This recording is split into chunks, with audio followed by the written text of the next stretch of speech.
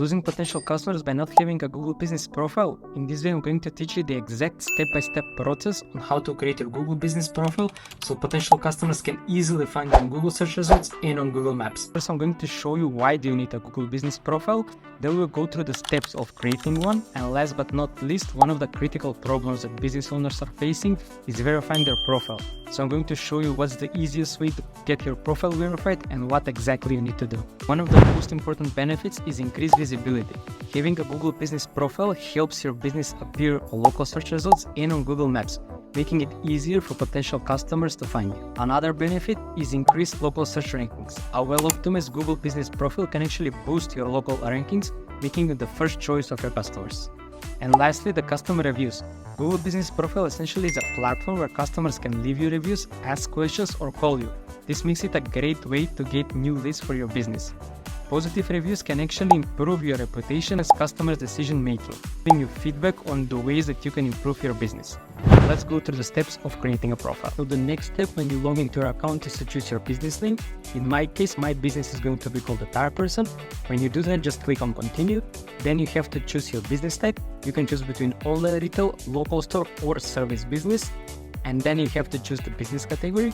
You can browse between many different categories and just choose the one that fits you the most.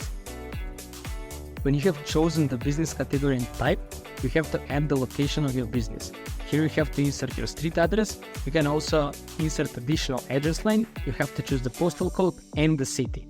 When you do all of that, just click on next. In some cases, if your business is located in a crowded area, you might get this screen. In case none of this is your business, just click on continue. Here you can adjust the pin to the exact location of where the business is located. When you do that, just click on next. In the next screen, you can enter your phone number and your website. Even though these options are optional, I highly encourage you to add them. To start the verification process, you need to insert a business or personal phone number. When you enter your phone number, there are two ways you can get verified.